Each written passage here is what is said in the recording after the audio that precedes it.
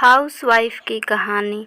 Housewife Hindi story में अंकिता की कहानी है, जो कि एक हाउसवाइफ है। अंकिता की देवरानी मधु हमेशा उसे नीचा दिखाने की कोशिश करती है। जब देखो अंकिता अंकिता, सब भाभी को ही मानते हैं। मेरी तो जैसे कोई इज्जत ही नहीं है। आखिर मैं भी तो बहू हूँ, छोटी ही सही, पर नहीं, सारा लाड़ प्यार अपनी बड़ी बहू के लिए ही रखती है आपकी मम्मी। मैं यहाँ 10 दिन की छुट्टी लेकर आई हूँ अपने नए घर का निमंत्रण देने। थोड़ा तो मान सम्मान देते। बस सारा समय अंकिता बहू, मेरे तो कान दुखने लगे हैं। मधु का पति विनय बोला, अरे भाभी यहाँ 6 सालों से है, पूरा घर संभालती हैं, रच बस गई हैं। उन्होंने हम लोगों के लिए बहुत कुछ किया है और उनकी पाक कला ने तो सबका दिल जीत लिया है। मधु तुनक कर बोली, पति देव, अगर घर का खाना बनाना ही जीवन का आधार है तो हम तो पागल हैं, जो MBA की डिग्री लेकर लाखों के पैकेज कमा रही हूँ। इस पर विनय बोला, तुम्हारे इसी ईर्ष्यालु स्वभाव के कारण 2 सालों में भी तुम अपनी जगह नहीं बना पाई हो इस घर में। मैं क्यों ईर्ष्या करने लगी? साइंस में टॉप करने वाली होम साइंस की स्टूडेंट से क्यों ईर्ष्या करेगी? वैसे भी इन्हें बताऊंगी कि पुणे में मेरी कितनी इज्जत है। विनय बोला, यहाँ बात कौन क्या कर चुका है यह नहीं है, बात विचार की है। तो मैंने कौन से कोरे बरसाए रखे हैं? जब भी आती हूँ भर भर के गिफ्ट लाती हूँ। विनय बहस नहीं करना चाहता था, वह चुप हो गया। मधु अपनी बड़ी भाभी अंकिता से बहुत ईर्ष्या रखती थी, हमेशा उन्हें नीचा दिखाने में लगी रहती। पुणे से जब भी आती कपड़े, गहने, नौकरी का घमंड ही बताती। पर अंकिता एक साधारण, सिंपल और नेक दिल लड़की थी।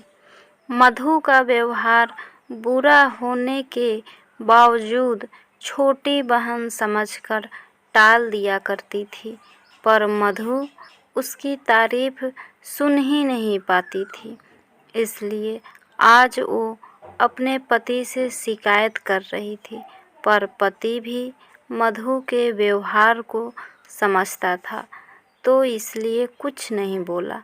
अभी इन दोनों ने पुणे में नया घर खरीदा है। उसी के गृह प्रवेश कार्यक्रम में शामिल होने का न्योता अपने घर वालों को भोपाल देने आए हैं। सभी लोग पुणे उद्घाटन में पहुँचे।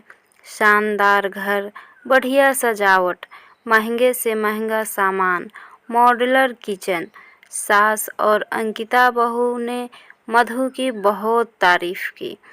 इधर मधु फूले नहीं समा रही थी। सोची तारीफ ही करो, खुद ने देखी भी नहीं होगी ऐसी रसोई।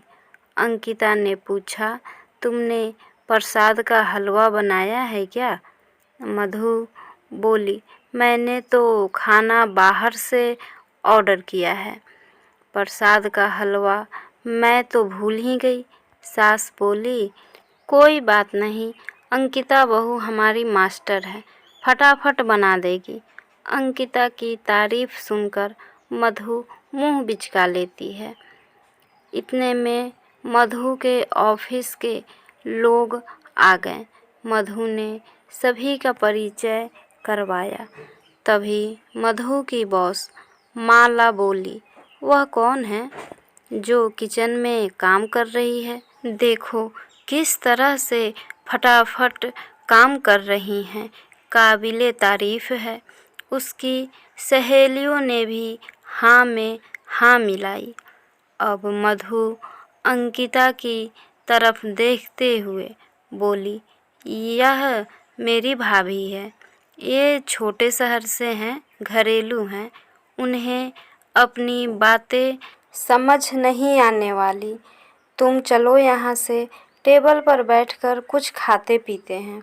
रसोई खुली हुई थी और अंकिता ने सब सुन लिया।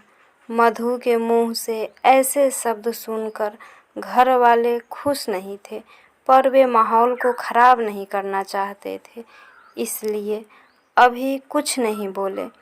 सबने खाना खाया।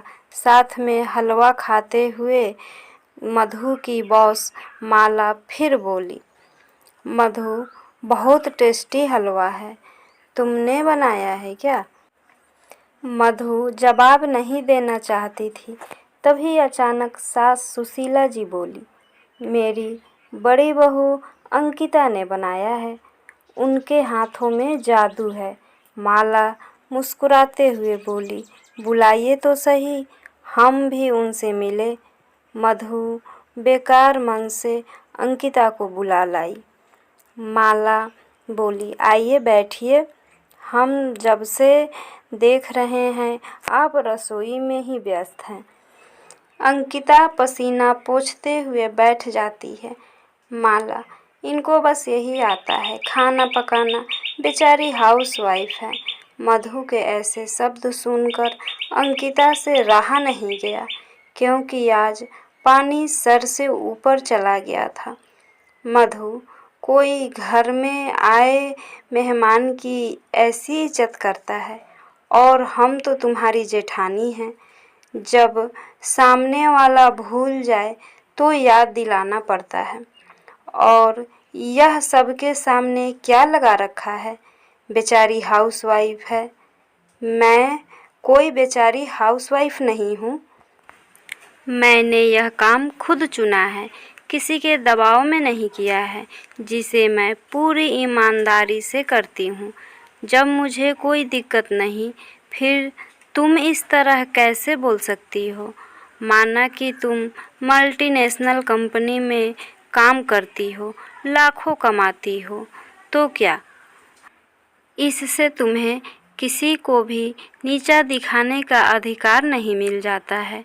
यह पहली बार नहीं है, कई बार छोटी बहन समझकर माफ़ कर दिया है, पर मेरी भी सेल्फ रिस्पेक्ट है जो मुझे बहुत प्यारी है। तुम्हें मेरा यहाँ आना पसंद नहीं तो मैं अभी चली जाती हूँ, पर तुम्हें इस तरह मेरी बेइज्जती करने का कोई हक नहीं है। नहीं भाभी, आप कहीं नहीं जाएंगी। मधु की तरफ से मैं माफ़ी मांगता हूँ, विनय बोला।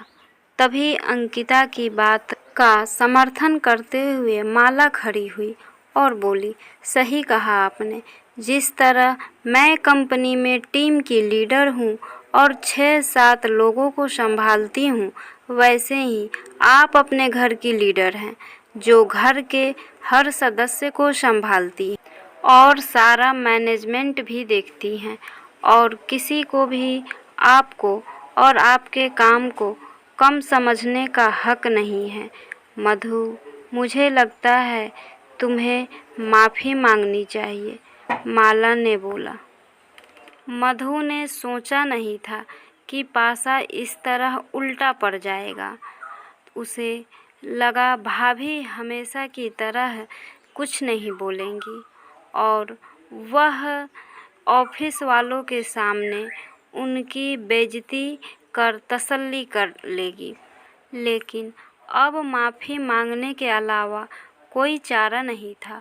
मधु शर्मिंदा होकर सबके सामने माफ़ी मांग लेती है।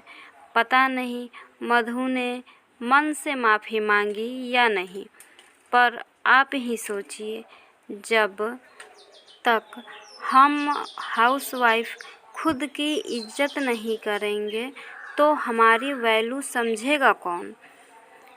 इसलिए किसी के कहे गए ताने या अपशब्द मत सुनिए और गर्व से कहिए, हम हाउसवाइफ हैं, कोई बेचारी नहीं। यही है हाउसवाइफ हिंदी स्टोरी। आशा करती हूँ फ्रेंड्स आपको ये कहानी ज़रूर पसंद आई होगी। प्लीज़ लाइक, सब्सक्राइब और शेयर करना ना भूलें। इस कहानी से क्या सीख मिली, कमेंट सेक्शन में जाके ज़रूर मेंशन करिएगा। Thank you.